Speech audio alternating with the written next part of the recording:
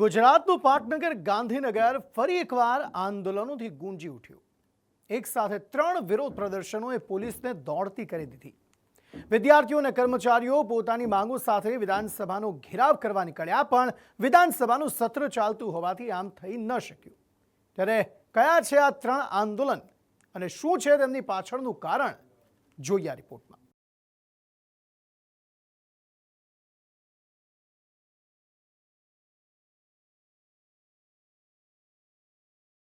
ગાંધીનગર ફરી એક વખત વિરોધનો અખાડો બન્યું છે। પડતર માંગો સાથે ફરી માર્ગો પર પ્રદર્શન કરવામાં આવ્યા। વિદ્યાર્થીઓથી માંડીને કર્મચારીઓને રોકવા પોલીસે પણ મોરચો સંભાળવો પડ્યો। એક તરફ પોસ્ટ મેટ્રિક સ્કોલરશિપ ફરી ચાલુ કરવા માટે આંદોલન ચાલતું હતું, તો બીજી તરફ આરોગ્ય કર્મીઓએ મોરચો માંડ્યો હતો। ગૌણ સેવાનું પરિણામ જાહેર કરવાની માંગ સાથે ઉમેદવારો પણ મેદાનમાં હતા। અનુસૂચિત જાતિ અને જનજાતિના વિદ્યાર્થીઓ માટે પોસ્ટ મેટ્રિક શિષ્યવૃત્તિ ફરી શરૂ કરવાની માંગ સાથે વિદ્યાર્થીઓ ગાંધીનગરમાં ઉમટી પડ્યા। આમ આદમી પાર્ટીના ધારાસભ્ય ચૈતર વસાવા અને વિદ્યાર્થી નેતા યુવરાજસિંહ જાડેજાની આગેવાનીમાં વિદ્યાર્થીઓએ વિધાનસભાનો ઘેરાવ કરવા માટે આગેકૂચ કરી। પોસ્ટર, બેનરો સાથે સૂત્રોચ્ચાર કર્યા। જો કે પોલીસે તેમને આગળ વધતા રોકવા માટે રસ્તા બંધ કરી દીધા। વિરોધ વધુ ઉગ્ર બનતા રસ્તામાં જ ચૈતર અને યુવરાજસિંહ સહિત ઘણા પ્રદર્શનકારીઓની અટકાયત કરી લેવાઈ। ચૈતર વસાવાનું માનીએ તો સરકારના નિર્ણયને કારણે હજારો વિદ્યાર્થીઓનું ભાવિ અંધકારમય થઈ ગયું છે। પોસ્ટ મેટ્રિક શિષ્યવૃત્તિ અનુસૂચિત જનજાતિના વિદ્યાર્થીઓને જે મળતી હતી ઉચ્ચ અભ્યાસ માટે, તે આ સરકારોએ બંધ કરી દીધી છે। અમે ગૃહમાં પણ અનેક રજૂઆતો કરી, છતાં એમનું પેટનું પાણી નથી આવતું, જેના કારણે 60,000 વિદ્યાર્થીઓનું ભવિષ્ય અધ્ધર થઈ ગયું છે। આ બધા વિદ્યાર્થીઓ સ્કોલરશિપ માટે આવ્યા છે। આદિજાતિ વિભાગનું 5,120 કરોડ બજેટ છે, શિષ્યવૃત્તિમાં 500 કરોડ રૂપિયા વપરાય છે। તો સરકારને એવી તો શું જરૂર પડી કે આજે શિષ્યવૃત્તિ બંધ કરી? અધ્ધરતાલ 10મા મહિનાની 28 તારીખે બંધ કરે તો કઈ રીતના ચાલે? વિદ્યાર્થીઓના વિરોધના કેન્દ્રમાં છે રાજ્ય સરકારનો એક પરિપત્ર, જેમાં પ્રોફેશનલ કોર્સની ખાલી રહેલી બેઠકોને મેનેજમેન્ટ કોટા હેઠળ ગણવાની જાહેરાત કરાઈ છે। આ પરિપત્ર ડિગ્રી, ડિપ્લોમા, નર્સિંગ અને ફાર્મસી સહિતના કોર્સને લાગુ પડશે। આ પરિપત્રને કારણે એસસી અને એસટી વર્ગના 50,000 જેટલા વિદ્યાર્થીઓ પોસ્ટ મેટ્રિક શિષ્યવૃત્તિથી વંચિત થાય તેવી શક્યતા છે। આ નિર્ણય પાછળ સરકારે કારણ આપ્યું છે કે મેનેજમેન્ટ કોટા હેઠળ મેળવવામાં આવતા પ્રવેશની ફી ખાનગી સંસ્થાઓના ફાળે જાય છે, શિષ્યવૃત્તિનો દુરુપયોગ થાય છે। જો કે પ્રદર્શનકારીઓનું માનીએ તો સરકારે શૈક્ષણિક વર્ષ દરમિયાન જ શિષ્યવૃત્તિ પાછી ખેંચી લીધી છે।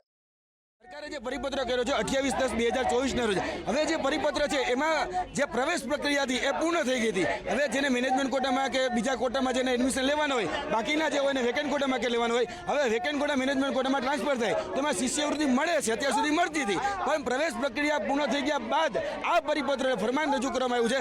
અમે વિરોધ નથી કરતા, પણ અમે એટલું કહીએ છીએ કે આ વર્ષ પૂરતા આ જે ફરમાન છે પરત ખેંચવામાં આવે, આવતા વર્ષથી આ જે ફરમાન છે ચાલુ કરવામાં આવે અને તાત્કાલિક ધોરણે જે શિષ્યવૃત્તિ જે બંધ કરી દીધી છે, શિષ્યવૃત્તિને ફરી બહાલ કરવામાં આવે, એ અમારી માંગણી છે। ગાંધીનગરમાં જ ઉમેદવારોએ ગૌણ સેવા પસંદગી મંડળ સામે પણ મોરચો માંડ્યો હતો। સીસીઈ ગ્રુપ એ નું પરિણામ જાહેર કરવા અને ગ્રુપ બી ની પરીક્ષાની તારીખ જાહેર કરવાની માંગ સાથે ઉમેદવારો ગૌણ સેવાની કચેરીએ એકત્રિત થયા। ઉમેદવારોના ધસારાથી ગૌણ સેવા પસંદગી મંડળની આખી કચેરી ભરાઈ ગઈ।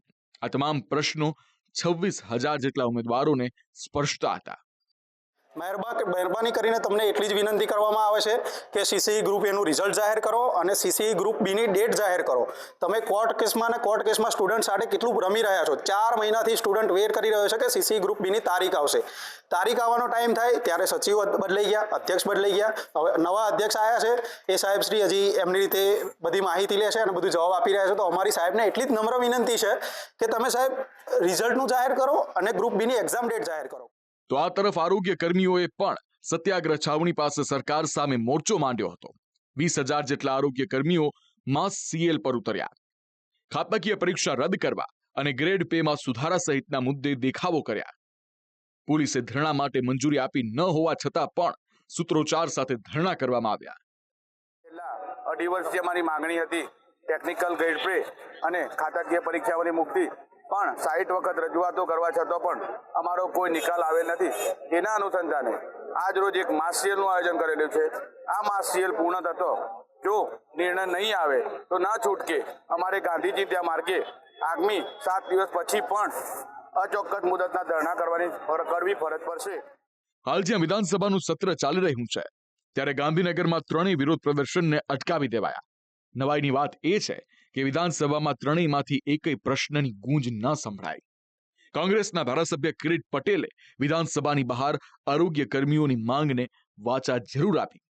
કરોડો રૂપિયાનું ખર્ચ એ આરોગ્ય વિભાગની અંદર કરી દેવામાં આવે છે, પરંતુ વર્ષોથી જે ભરતી કરવામાં આવતી નથી એ ભરતી નહીં કરવાના લીધે લોકો 20-20, 25-25 વર્ષથી NHMની અંદર ઘણા બધા ડૉક્ટરો એવા છે કે એ રિટાયર્ડ થયા છતાં પણ કરાર આધારિત નોકરી કરી રહ્યા છે અને એના લીધે આવા કર્મચારીઓને મોટું નુકસાન થાય છે. એટલે તાત્કાલિક અમે પણ રજૂઆત કરી છે કે તાત્કાલિક સરકારે આરોગ્ય વિભાગની અંદર આવા કર્મચારીઓની કાયમી ભરતી કરવી જોઈએ. હવે જોવું એ રહેશે કે આમાંથી કોની માંગ પહેલા પૂરી થાય છે અને કોણે ચૂંટણી સુધી રાહ જોવી પડે છે. બ્યુરો રિપોર્ટ, સંદેશ ન્યૂઝ. ભ્રષ્ટાચાર કહેવા માટે તો આ એક શબ્દ છે, પણ વાસ્તવમાં એક એવી ઉથઈ છે જે આખા સિસ્ટમને કોતરી ખાય છે. તેના સડામાંથી ભાગ્યે જ કોઈ સરકારી વિભાગ બાકી હશે. એવામાં ભ્રષ્ટાચારના ભંગાણનો વધુ એક કેનાલ ભોગ બની છે. સુરતની કેનાલમાં 30 ફૂટનું ગાબડું પડ્યું અને આ સાથે જ પૂર આવી ગયું. ભ્રષ્ટાચારનું આ પૂર પોતાની સાથે ઘણું બધું વહાવીને લઈ ગયું. કેનાલમાં ભ્રષ્ટાચારનું ગાબડું, પાણીનો બગાડ, પાક બરબાદ. આ દ્રશ્યો ચોમાસાના નથી, જ્યારે ભારે વરસાદ વચ્ચે કેનાલ ઓવરફ્લો થઈ હોય. આ દ્રશ્યો ઉનાળાની શરૂઆતના છે, જ્યારે કેનાલ તૂટી ગઈ અને તેના પાણીએ આસપાસના વિસ્તારોને તરબોળ કરી દીધા. સુરતના માંડવીના ઉશ્કેર ગામ પાસેથી પસાર થતી કાકરાપાર જમણા કાંઠાની મુખ્ય નહેરમાં અચાનક ભંગાણ પડ્યું. કેનાલ છલોછલ હોવાથી ગાબડામાંથી પાણીનો પ્રવાહ નદીના પટની જેમ વહેવા લાગ્યો. નહેરનું પાણી આસપાસના ખેતરો તેમજ રહેણાંક વિસ્તારો સુધી ફરી વળ્યું. મકાનો પાણીને હવાલે થઈ ગયા. કેટલાક મકાનોમાં ઘરવખરી પલળી જતા લોકોની હાલાકી વધી ગઈ. એક રીતે પૂર જેવી સ્થિતિ સર્જાઈ. લોકો સમજી ન શક્યા કે આખરે શું થઈ ગયું. નુકસાન તો ઘણું થયેલું છે. જે અનાજ બનાજ કપડાં બપડા બધું જ બહુ નુકસાન થઈ ગયેલું છે. ઘરબર બધું તૂટીને ખરાબ થઈ ગયેલું છે. તમને કેવી રીતે ખબર પડી કે પાણી આવતું છે? અમને હાંભે ઘરવાળા છોકરાએ ફોન કર્યો તો અમે છૂટેલા હતા તે અમને ફોન કર્યો તો ખબર પડી અમને.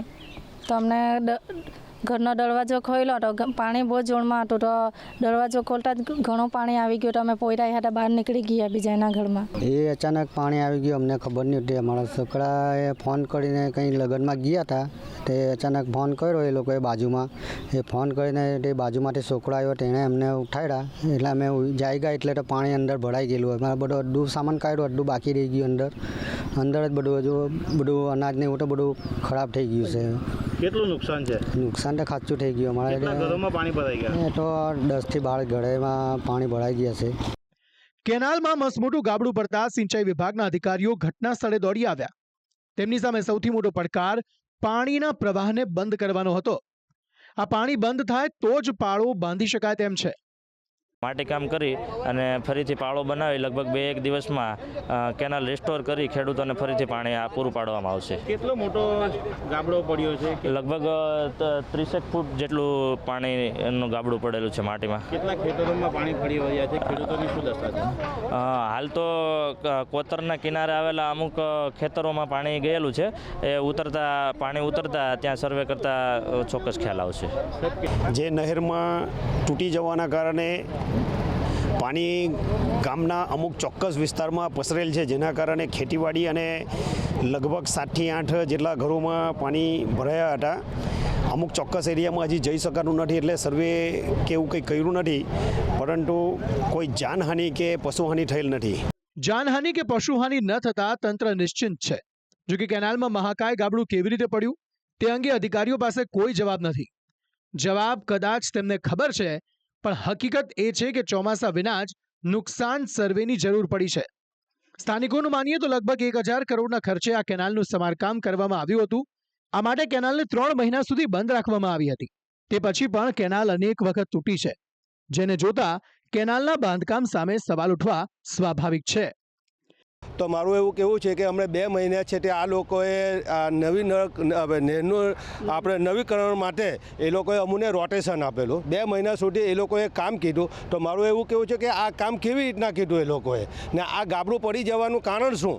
તો આ લોકોએ શું આ 2 મહિનાના અંદર આવું કામ કરી આ ખેડૂત લોકો નુકસાનમાં ગયા. અહીંયા ગામના અંદર ઘરો બધા ડૂબી ગયા. બધું નુકસાન છે. અહીંયા શેરડીઓ ડૂબી ગઈ, કોઈએ ભાત કીધું, ડાંગર છે, એ બધું ડૂબી ગયા. તો મારું એવું કહેવું છે કે આ જે ખેડૂતને જે નુકસાન થયું એની ભરપાઈ કરશે કોણ?